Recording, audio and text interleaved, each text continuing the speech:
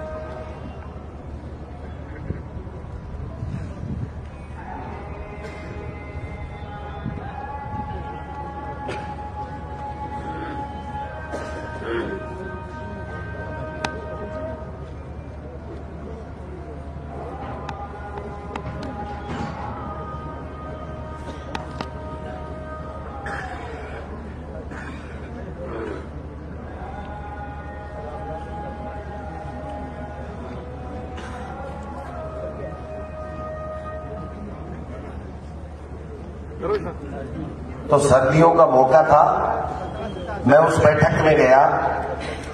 एक आदमी खंबे के पास में बैठा, कम्बल ओढ़े।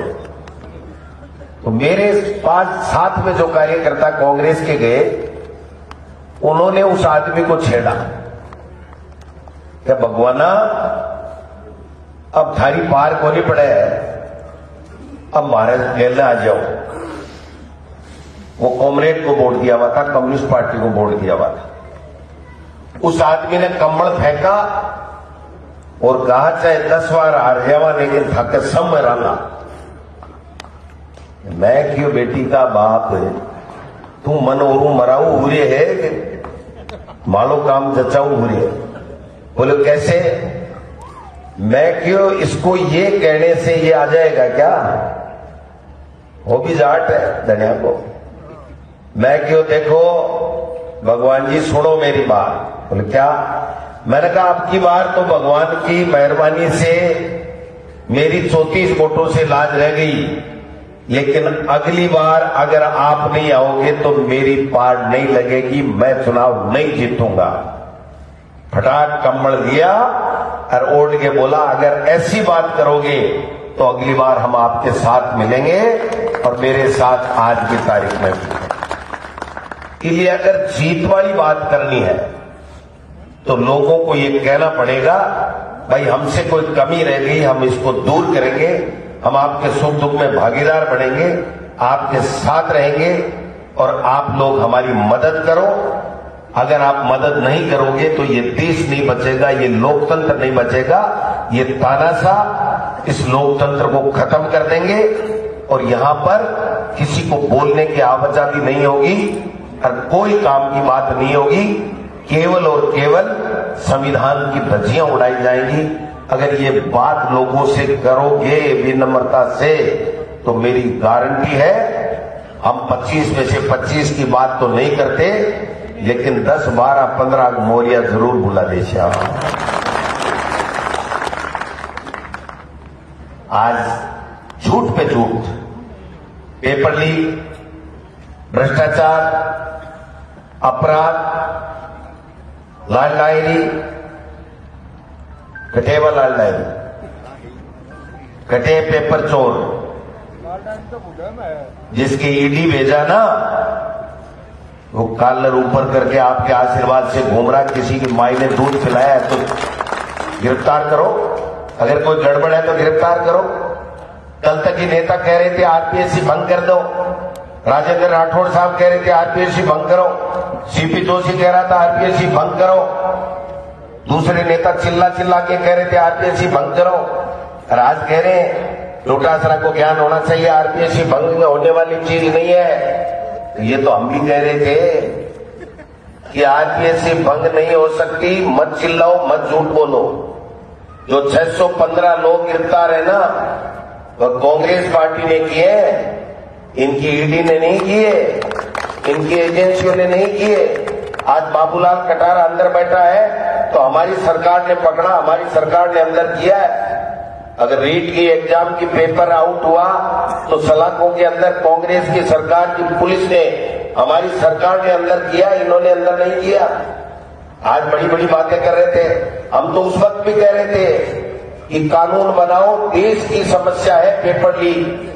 ये गैंगे इतनी सक्रिय हो रही है कि कोई भी स्टेट हो चाहे देश का कोई भी परीक्षा हो, वो पेपर लीक हो रहे हैं। इसको रोकने के लिए केंद्र की सरकार को कानून बनाना चाहिए। पहले बनाया इन्होंने, हमने बनाया। 10 साल की से लेकर के आजीवन उम्र कैद, 10 लाख रुपए से लेकर 10 करोड़ रुपए तक का जुर्माना, सरकारी नौकरी हो तो बर्खास्त की। आज क्यों बना रहे हो भाई पेपर लीक के ऊपर कानून? केंद्र ने कल क्यों लेके आए? क्यों लेके आए? अगर केंद्र की समस्या नहीं है तो राजस्थान ने तो कड़ा कानून बना लिया, आप क्यों लेकर के आ रहे हो? आज केंद्र कानून लेके आई है, 1 साल से लेकर के 10 साल तक की सजा, 3 लाख से लेकर के 5 लाख तक का जुर्माना। हमारा कानून कड़ा है या केंद्र का कानून है? आज एक दूसरा राज्य शायद असम है या कौन सा है, वो भी पेपर लीक के ऊपर कानून लेकर के आ रहा है। इसका मतलब ये कैंसर की बीमारी है पूरे देश में, और इसको खत्म करने के लिए राजस्थान की कांग्रेस की सरकार ने पहल की है, लेकिन मोदी जी ने और भारतीय जनता पार्टी RSS। और हम तो आज कह रहे हैं ये रोजाना बकवास है तो बंद करो, और जो मुलजिम है, जो अपराधी है, जिन्होंने गड़बड़ की है, जिन्होंने बच्चों की हितों के साथ कुठाराघात किया है, उनकी जांचें करो और अंदर करो। ये रोजाना टह करना बंद करो और काम करो। जनता ने आपको अगर मौका दिया है तो आप काम करके दिखाओ। काम नहीं है इनके पास में। इनका स्वास्थ्य मंत्री कह रहा है 25 लाख की मुख्यमंत्री चिरंजीवी योजना फर्जी है, बोगस है। तो 40 आयुष्मान 5 लाख वाली जोरदार है कि 56 लाख आदमी कवर में, हमारे तो पूरा स्टेट कवर में। इनका जनजाति मंत्री कह रहा है ज्यादा से ज्यादा बच्चे पैदा करो, मोदी जी मकान दे देंगे। ये अक्ल है, भगवान ने इनको अक्ल दी है, ये एजेंडा है इनका। इनका कृषि मंत्री किरोड़ी लाल मीणा सब कुछ चोर बताने वाला, किसानों का अपने आप में मसीहा बनने वाला। क्या किरोड़ी लाल जी क्या कह रहे हैं कि किसान की आदत खराब हो गई है, कर्जा लेता है चुकाता नहीं है, किसान को कर्जा नहीं देना चाहिए, दे दिया तो उसका माफ नहीं करना चाहिए। ये भारतीय जनता पार्टी की सोच और भारतीय जनता पार्टी की नीति है। 3 काले कानून बनाए, 15 मई तक खून के आंसू रोए। आज बताओ किसान को ठग लिया, कर्जा माफ नहीं किया। अरे हमने तो 16,000 करोड़ का कर्जा माफ किया है, तुमने तो 16 रुपए का कर्जा भी माफ नहीं किया मेरे भाई। आज 2 महीने से नोटंकी चल रही है, कह रहे हैं कि हमको पर्ची सरकार क्यों कह दिया। तो कहीं का भाई था, पर्ची सरकार नहीं कहा तो पर्चियों को नहीं जल में हो गए, पर्चियों जल में हो गए। वो अली बाबा चाली चोर की पिक्चर में देखेगी मेरी एक, मैं कह खुल जा सिम सिम जना गेट खुल जाए, या खुल जा पर्ची वसुंधरा के हाथ में जाए। और वसुंधरा जी राजनाथ सिंह का नहीं देखे, राजनाथ सिंह जी डेट तो देखे कि मैं हाथ के मिलाऊं, और पर्ची में भजनलाल जलम को अपा के तकलीफ हुए कि टोटा सरो मन पर्ची मुख्यमंत्री क्यों कह। तो भाई जी MLA अनबूजर तो बनाए हो, कोई MLA अनबूजर बनाए होगे। कोई राजस्थान के मायने एक आदमी भी कदे सोची है कि भजनलाल जी मुख्यमंत्री बनाइए, आप बीजेपी ने वोट दे दिया। कोई गजेंद्र जी ने मान बैठे हो, कोई आपने राजेंद्र जी राठौड़ साहब ने मान बैठा, कोई वसुंधरा जी ने मान बैठा, कोई सतीश पूनिया जी ने मान बैठा, कोई किरोड़ी मीणा जी ने मान बैठा। किरोड़ी जी खुद कह रहे थे कि भाई मैं मुख्यमंत्री को रोड़ो कर थारी 13 सीटा सरकारी। मैं क्यों भाई मारा दिलमान खराब आ के था कि झूठ चल गई और मां की साच को नहीं चली। वो दिलमान को फर्क है, नीति था कि कदे न तो अच्छी पहली ही, न था कि नीति आज अच्छी है। आज एक बात अपन देखनी पड़ेगी, मैं उम्र में बहुत से लोगों से छोटो हूं, आप जगह सामने बिरादरी हो चाहे मंच पर हो, मेरे से बहुत वरिष्ठ है, ज्यादा दिन कांग्रेस पार्टी की सेवा करी है, लेकिन आज एक मौको है, वो आखिरी मौको है।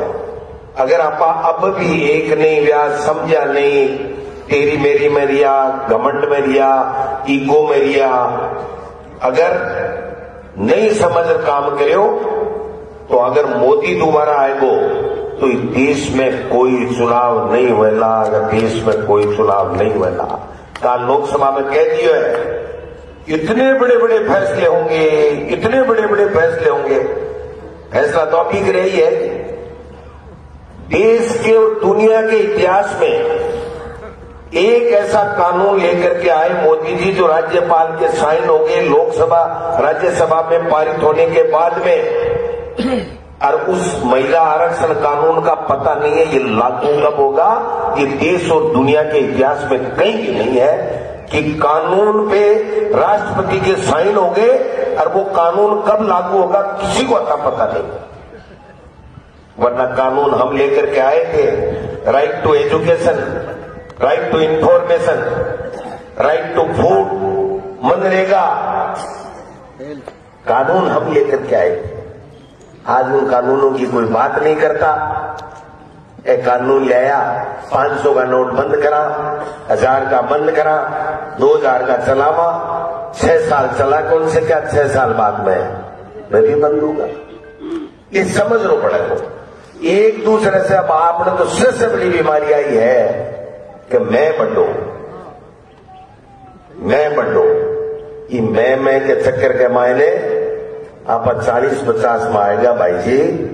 अभी मैंने तो छोड़ो और आको कि मैं उम्मीदवार नहीं हूं, आप में से कोई उम्मीदवार बढ़ता है वो बढ़े, तन और बंधन से मदद करेंगे, कांग्रेस को जिता करके ले जाएंगे।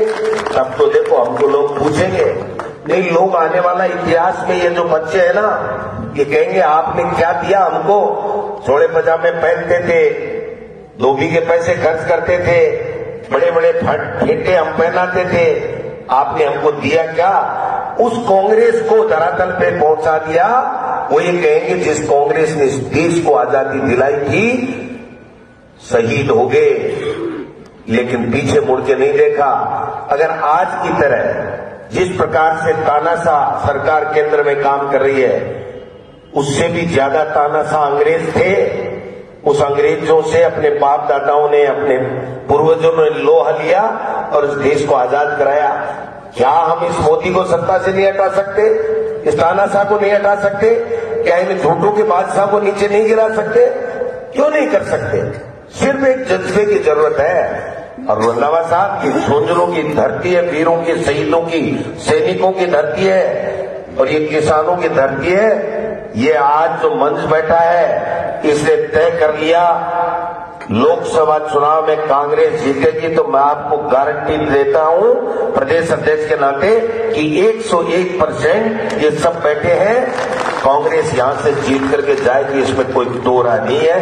राजस्थान में अगर पहली कोई सीट आएगी तो झुंझुनू लोकसभा की कांग्रेस की सीट आएगी। बात अलग है कि नेता है जनता ही ने बुलाए, हम 4 गुना बुलाता जना और बात और जोरदार होती है। लेकिन कोई बात को नहीं, बुलाया जाता भी चोखा। और झुंझुनू के मायने सवाई चेता मीटिंग हो जाए, सगड़ा एक जगह बैठ कर बात कर लिए, जना 10-20 जना ही गणाई है भाई जी थे, मैं तो से साथ आई ही कहा गए हैं, अपन तो इनके साथ हैं ही। तो इसलिए आज बहुत अच्छा सुकून है, आप आए हो।